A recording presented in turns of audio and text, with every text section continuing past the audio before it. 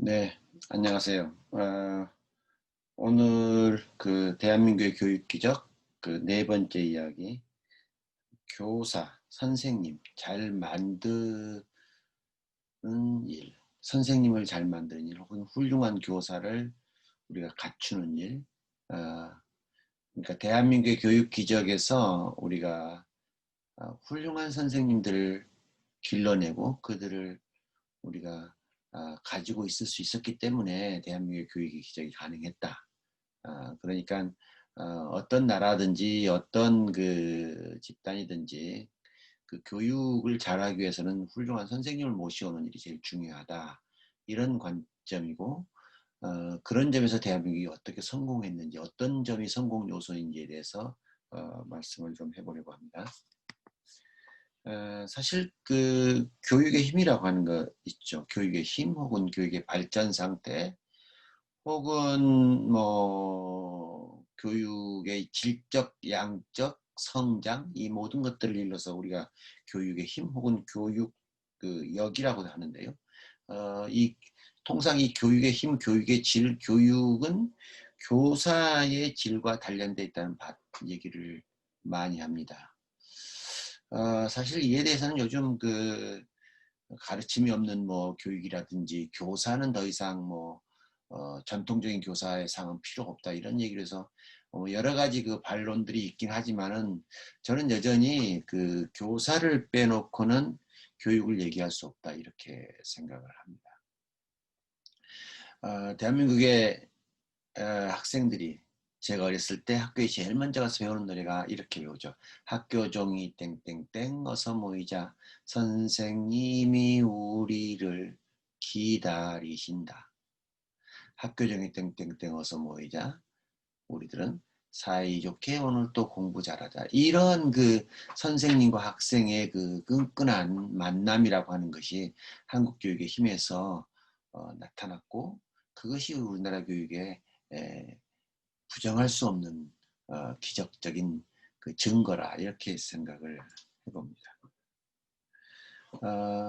대한민국 교육 힘이 과연 어디서 왔을까요? 그 전에 정말 대한민국 교육은 정말 잘하는가?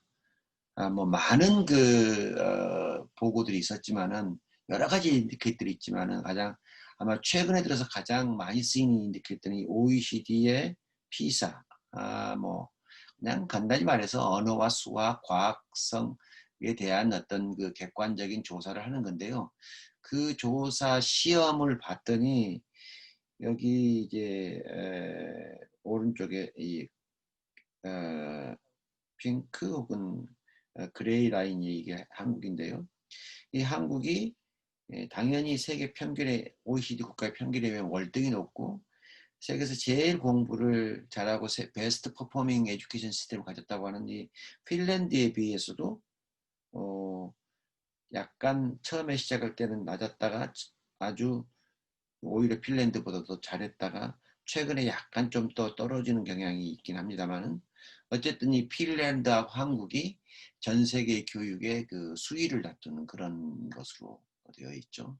그러니까 이렇게 세계 많은 사람들이 도대체 한국은 어떻게 했길래 이렇게 학생들이 공부를 잘하느냐. 공부를 잘한다 혹은 시험에서 좋은 성적을 갖춘다. 아, 이것에 대해서 뭐 말들은 있죠. 그렇지만은 우리는 이걸 할래야 부정할 수 없는 분명한 증거입니다. 이 원천이 어디서 왔을까? 많은 논의를 우리는 하고 있는데 그 중에 하나를 얘기를 합니다. 그럼 결국은 선생님이 있지 않겠느냐? 결국은 선생님이 있지 않겠냐? 근데 굉장히 아이러니컬한 일이 있어요. 그 OECD에서 매년 그 이제 헬리스라고 하는 교사의 교사의 수업 상황, 교사가 학교에서 어떻게 살아가고 있는 거에 대한 것, 교사는 어떤 근무 조건을 가지고 일을 하고 있는가에 대한 그런 보고를 하고 있는데요. 어, 굉장히 여기에 역설적인 사실이 있습니다. 요즘은 이제 그 조사를 좀 안 내놓고 있는데요, 이것도요. 그 객관적 조사가 굉장히 어렵습니다만은 효능감이라는 게 있어요. 교사 효능감. 교사 효능감. 교사 효능감이라는 건 나는 수업에서, 나는 교실에서, 나는 학생들을 가르치면서 있어서 얼마나 내가 잘하고 있는가에 대한 자기 어떤 그 성취감, 자기 만족감을 보통 이제 셀프 에피커시라고 해서 효능감이라고 그러는데 이 조사가 쉽지는 않죠. 그래서 좀 오래된 조사이긴 한데요. 2014년경에 조사한 건데 5년 전쯤 됐죠. 이 14개 나라를 조사를 했는데요. 잘 안 보이시겠지만 한국이 거의 제일 꼴찌 수준이에요. 그러니까 한국 선생님들은 '내가 참 잘 못 가르치고 있다.' 그래서 이걸 굉장히 겸손하다고 표현을 해야 될지 아니면 뭔가에 대한 불만을 가지고 있다 표현을 해야 될지. 그래서 사실상 전 세계 아까 학생들은 뭐 정말 공부를 잘하고 있는가 공부를 못하고 있는가에 대한 평가가 가능하지만 교사들은 어떤 수준으로 이게 객관적 척도를 측정한다는 것이 사실상 되게 어렵습니다. 그래서 흔히 그냥 셀프 리포트 자기 보고 형태로 주관적 평가를 하게 되는데 어쨌든 한국 선생님들은 학생들에 비해서는 굉장히 불만족. 물론 이제 학생들도 행복도를 조사하면 굉장히 세계에서 아주 아래죠. 그러니까 아마 효능감도 행복도 그런 걸 겁니다. 그러면 학생들의 그 성적을 아까 이렇게 보여주듯이 학생들의 성적과 비견할 만한 교사들이 얼마나 잘 가르치고 있는에 대한 조사를 한번 해보자. 이건 아주 최근에 이제 제가 참여했던 그 국제 수업 전문성 비교 연구 뭐 이런 건데 수업 전문성을 비교한다. 수업 전문성을 비교한다.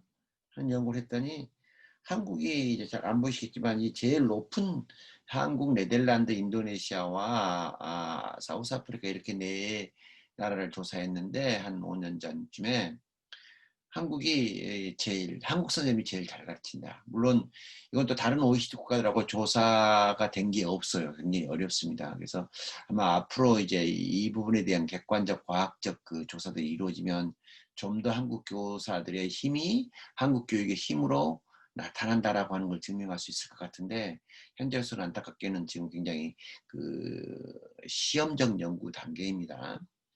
아, 저는 이제 이 아이칼트라고 하는 게 새로운 이제 그 네덜란드에서 시작된 그 수업 전문성에 대한 연구인데요.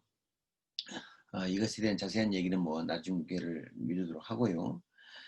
지난 한 4년, 2014년에서 2020년 정도 한 5, 6년간 한 2천여 명, 2천 명 넘는 한국의 수업들을 쭉 제가 이제 공동 연구진과 함께 연구를 해본 거에 따르면 보통 한 2.50 정도가 아, 이 정도면 아주 수업을 굉장히 그 기본 이상으로 잘하는 점수 한 60 내 70% 이상 잘하는 아주 우수한 수업이라고 그러는데 우리나라 선생님들은 지금 거의 이렇게 굉장히 높게 아주 잘해. 여기 이제 수업의 그 여러 가지 영역들인데요. 수업 분위기부터 시작해서 제일 어려운 그 개별화 지도에 이르기까지 우리 개별화 지도가 조금 이제 어려운 그 영역에 해당돼서 조금 낮긴 합니다만은 대체적으로 한국 선생님은 굉장히 수업을 잘하고 있고 물론 이게 학교급별로 약간의 차이도 있습니다. 제일 오른쪽에 보이는 이것은 이제 그 학생들의 수업 참여들 그러니까 이제 이거는 교사의 그 이제 티칭 스킬이고 이건 그것의 결과로 나타나는 학생들의 수업 참여도로 나타나는 당연히 이제 왼쪽 그 교사의 수업 전문성이 오른쪽에 학생들의 그 수업 참여도를 결정할 것이고 아마 이것이 나중에는 이제 아마 그 피사와 같은 학업 성적으로 나타난다고 우리는 이제 가정을 하는 것이죠. 어쨌든 중요한 것은 우리나라 선생님들이 상당히 세계에서 어쩌면 세계 최고 수준의 학생들과 마찬가지로 세계 최고 수준의 티칭 스킬 혹은 수업 능력을 가르치는 역량을 가지고 있다. 이렇게 저는 믿습니다. 이제 우리의 질문은 그 다음에는 도대체 그러면 이렇게 한국의 교사, 이걸 대한민국 교사 힘이라고 했을 때 이 대한민국 교사의 힘이 어디서 생겨난 것인가? 어디서? 이걸 한번 생각해 보자는 겁니다. 우리나라는 어떻게 해서 지난 70년 동안 이렇게 훌륭한 교사들을 우리가 길러낼 수 있었으며 지금 우리 교육 시스템 내에 품고 있을 수 있는가. 그리고 여러분도 알다시피 지금도 가장 그 유능한 그 청소년 자원이 교사가 되려고 노력을 하고 있거든요. 네. 이렇게 한번 생각해 볼 필요가 있다는 겁니다. 자, 그것은 직전교육이라고 부릅니다. 사병교육 혹은 예비교사 교육에서 최고의 입학 자원을 우선 끌어왔으며 양질의 교사 양성 교육 제도를 가지고 있었다. 우리나라 한번 가설을 가져볼 수 있는 겁니다. 저는 상당 부분 일리 있다고 생각합니다. 지난 6, 70년대에 초기에 그 어려운 과정에서도 어쨌든 간에 우수한 입학 자원, 예비 교사 자원을 이렇게 모셔오고 그들을 잘 가르쳐서 교사로 내보냈다는 것이죠. 그리고 학교에 가서는 이걸 현직 교육 단계라고 그러는데 장학제도라든지 또 여러 가지 형태의 학습 공동체들을 통해서 요즘 뭐 이 부분에 대해서 많은 논의가 있습니다만 일본형 레슨 스타디가 세계 가장 그 모범적인 스타일이다. 그러니까 뭐 우리나라에서는 일본형 그 레슨 스타디 그 수업 연구 모형을 가져와서 배움 공동체라는 형태로 지금 교사들이 열심히 이제 새로운 이제 교사 그 전문 학습 공동체를 만들려고 노력을 하고 있죠. 최근 OECD는 이걸 Professional Learning Community. 그래서 교사들이 전문적 학습 공동체를 얼마나 잘 갖추고 있는가. 뭐 이런 점에서 우리나라 선생님들은 굉장히 학교 안에서도 서로 전문성을 키워주기 위한 그 시스템들을 잘 갖춰왔다. 이렇게 이제 생각을 하는 거죠. 저는 객관적이고 과학적인 연구가 아직은 굉장히 미진하지만 저는 이 부분도 굉장히 자신 있게 그랬다 이렇게 얘기하고 싶습니다. 지난 우리 세 번째 시간인가요? 우리가 이제 표준화된 교육과정과 교과서, 교사용 지도서나 학습 지도안 또는 학습 교육 평가제도 이런 것들이 우리나라 학생들이 공부를 체계적이고 과학적이고 아주 긍정적으로 성과 있게 해올 수 있었던 힘이 아니었는가라고 얘기를 했습니다만은 또 한편 이거는 선생님들에게도 이러한 그 잘 짜여지고 스트럭처된 교과서 제도라든지 교육과정 제도 여러 가지 학습 지도한 그 플랫폼 같은 것들이 교사들로 하여금 자기 스스로 그 수업 능력을 키울 수 있는 내적 프로세스가 되지 않았는가 하는 생각도 또 해봅니다. 무엇보다도 이제 그동안 그래도 제일 많이 연구된 부분이 이겁니다. 국가공무원으로서 신분이 보장돼 있다. 단연코 예전에 비해서는 예전에 안 그랬지만 경제가 발전되는 과정에서 끊임없는 국가의 노력으로 최고 수준의 급여를 제도를 확립할 수 있었다. 그리고 학교 간 순환근무 제도를 통해서 다양한 여러 학생들을 다 교사들이 만날 수 있었고 학생들 또한 그 여러 그 다양한 교사들을 만나서 골고루 그러니까 교사의 질도 골고루 학생들에게 향유될 수 있었고 교사 또한 다양한 학생들을 만나면서 여러 형태의 그 수업 상황에서 자기 스스로를 연마할 수 있었던 기회가 되지 않았는가 이런 생각을 해봅니다. 그리고 또 한 가지 굉장히 독특한 전 세계 찾아보기 힘든 것이 교사가 학교 안에서 모든 일을 다 합니다. 그러니까 이제 담임교사라는 제도가 굉장히 독특한 제도인데요. 이제 좀 이따 다시 한번 생각해 보겠지만 담임교사라고 하는 이 독특한 제도를 통해서 학생이 교사의 모든 것을 교사가 그 내 반에 있는 아이들의 그 특정 내 교과목만이 아니고 특히 중등 가면 이제 교과를 전공하는 교사들이 예를 들면 음악 선생님 혹은 또 수학 선생님 혹은 국어 선생님이 내 반에 있는 아이들의 타 과목에 대한 공부까지도 모두가 다 카운슬링을 해주는 지도를 해주는 그러면서 또한 학급은 학급 공동체로서 우리 반이 함께 공부를 잘하자. 아까 그 학교 정해정 등등에서 사이좋게 오늘도 공부 잘하자. 이렇게 반 아이들끼리 사이좋게 공부 잘하는 그런 어, 시스템을 만들고 선생님은 그러한 아빠 선생님, 엄마 선생님, 뭐 이렇게 혹은 삼촌 선생님, 이모 선생님 이런 식으로 해서 굉장히 교수학습 공동체를 이룰 수 있었던 교무분장 체제, 교직 분장 체제 같은 것들도 아주 독특한 제도이다 저는 그렇게 생각을 해요. 그리고 그분들이 잘해서 교장 교감으로 이렇게 승진해 나가는. 그러니까 이제 미국이나 이제 서구 같은 경우는 가르치는 일과 행정일이 완전히 분리되어 있지 않습니까?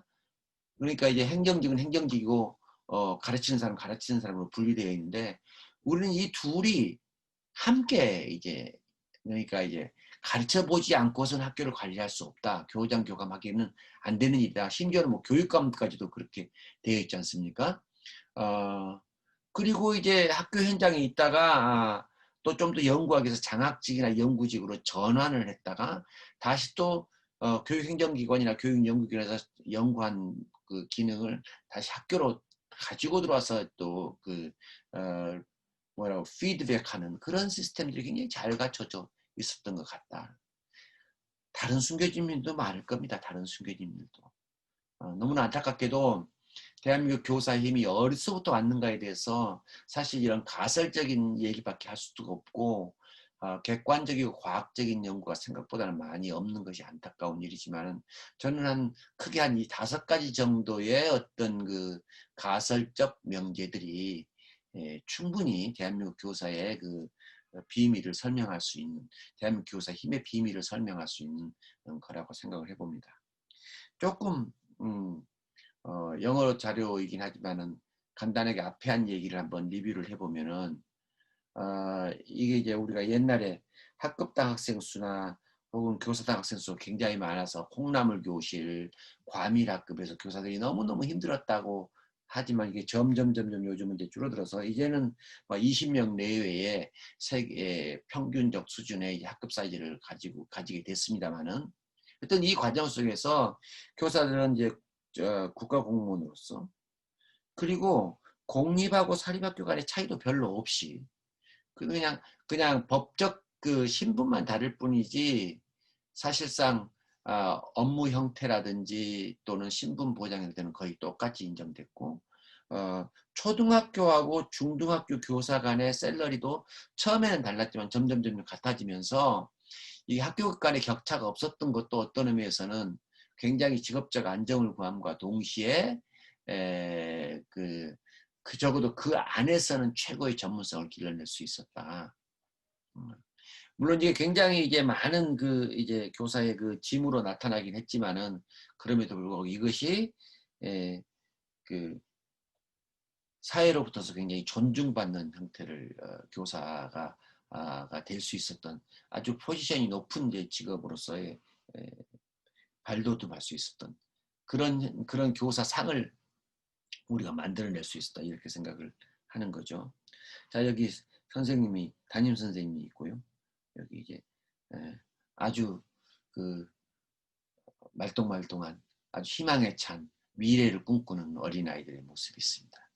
초등학교 옛날 교사가 아주 여러 가지 형태로서 어려운 가운데서 교사 양성 교육을 위해서 노력을 했습니다. 솔직히는 거의 뭐 처음에는 이렇게 양으로 우선 많이 길러놓고 차츰 이제 이거를 이제 질을 키워나가는 그런 형태로 우리나라 교육이 발전되어 왔죠. 중등교사들도 뭐 초등과 굉장히 비슷하게 있었지만은 4년제, 처음에 2년제, 4년제로 점점 확대됐고요. 그리고 매우 경쟁적인 시스템이 굉장히 있었습니다. 네, 뭐 처음에는 교사가 부족하다 보니까 국립대학들만 하다가 나중에는 사립대학들도 많이 참여하게 되면서 중간에 이제 이 90년대 넘어오면은 교사 임용으로 가는 문이 굉장히 좁아지고 경쟁률이 치열해지면서 우리가 흔히 요즘 현재 대한민국의 제도는 교사 임고라고 하는 임용고시 시스템이라고 하는 것이 지금 있어서 교사는 상대적으로 지위가 뭐 높이 인정되고 신분이 안정되고 직업 경제적인 보장이 됨과 동시에 거기로 들어가려고 하는 문은 굉장히 좁습니다. 그래서 요즘 이제 최근 연구에 따르면 사범대학을 졸업하고 중등교사가 되기까지 거의 뭐 4년이 걸리는, 여기 평균 지금 3.5, 4.2년이 걸리는. 그럼에도 불구하고 경제적 수준이 굉장히 높아서 굉장히 높아서 사범교육이 현재 많은 문제를 가지고 있음에도 불구하고 어쨌든 간에 대한민국의 교사는 모두가 그 선망의 직업이다. 그 말은 곧 훌륭한 자원이 우리 교육 현장으로 들어오고 있다, 이렇게 생각을 한다는 것이죠. 이 모든 결국은 종합해 보면은 이렇게 국가적으로 자격과 신분이 보장됐고 어떠한 경우에도 전문적 교육권을 침해받지 않도록 그동안 노력을 했다라고 하는 것. 교원의 신분 안정과 동지권 보장이라고 하는 훌륭한 장치를 그동안 우리가 만들어 올 수 있었기 때문에, 따라서 그 후로는 이제 보수제도도 안정됐습니다만은, 그것이 대한민국의 교육을 오늘날까지 가져오게 된 가장 큰 원천이 아니었는가, 이렇게 생각을 해봅니다. 물론 이제 미래를 생각할 때는 좀 어려운 측면이 많고 너무 좀 뭐라고 그럴까요? 상대적으로 이제 글로벌 스탠다드에 올랐지만은 이제 앞으로 이제 이런 양성 제도라든지 교장의 승진을 둘러싼 너무 지나친 경쟁이 가지고 있는 교직 구조의 문제, 또 교사의 그 퀄리티라고 하는 것을 예전에 뭐 교원 평가를 가지고 굉장히 심각한 논쟁이 있었고 아직도 사실은 수면 아래 있습니다만은, 이런 것들이 상당히 숙제로 남아 있습니다. 한국 교육 교사들의 그 독특한 직무 구조와 관련돼서 저는 그 중에 딱 하나를 꼽으라면 이 학급 담임 제도라고 생각합니다. 학급 담임 교사 굉장히 많은 일을 합니다. 굉장히 많은 일. 그래서 이렇게 보면 교사는 교과를 가르치고 학교에 관련된 여러 가지 행정 업무를 담당하고 학생의 생활 지도까지를 담당하는 일이 약간은 이렇게 서로 이렇게 삼분되어 있는 영향이 있어요. 대체적으로 세계적으로 보면. 근데 우리 경우는 아까 말씀드렸지만 이 담임 선생님이 이 세 가지를 사실상 모두 해왔습니다. 그래서 이게 요즘 너무 이제 부담이 많아서 이 담임 교사를 담임 수당도 주고 뭐 그런 여러 가지 형태를 쳤습니다만, 지금은 담임 기피 현상이 굉장히 많습니다. 자, 그러니까 과거에 이게 어떻게 했든 간에 긍정적인 힘을 발휘했는데 그동안에 적절한 그 개혁을 못했다고 할까요? 아니면 새로운 제도를 못 만들었다고 할까요? 그런 관점에서 우리가 그 한국 교사들의 힘이 조금씩 빠져나가고 있는 건 아닌가라고 하는 그런 걱정들도 솔직히는 있죠. 예. 그러나 우리가 미래를 지금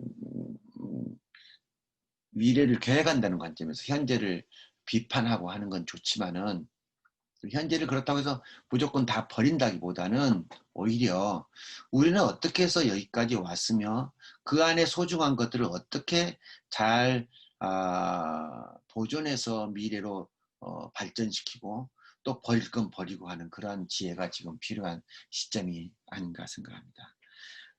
끝으로 마무리하면서 생각해 볼 수 있는 것은, 우리는 사실 우리나라 교육의 힘에 대해서, 대한민국 교육의 힘에 대해서, 그리고 잘 가르치는 교사를 만들어낼 수 있는 그 힘의 원천에 대해서 솔직히 거의 탐구를 못했고 밝혀진 것이 거의 없습니다. 그래서 지금은 좀 더 과학적이고 그리고 이해를 하려고 하는 태도를 가지고 대한민국의 교육 역사에 대해서, 교육의 과거의 기록에 대해서 조금 더 깊이 있고 그리고 뭔가 좀 성의 있는 태도로, 긍정적이고 진정성 있는 태도로 우리가 임해서 이해를 하고 난 다음에 한 차원 더 높은 발전을 이룰 수 있을 것이다. 그리고 이러한 그 경험이 잘 정리될 때 우리는 전 세계에 많은 후진 국가들이 그 따라갈 수 있는 보편적 그 교사 양성 혹은 교사의 힘을 가질 수 있는 그런 그 이론도 만들어낼 수 있다. 이렇게 생각을 해봅니다. 자, 오늘은 여기까지 하겠습니다.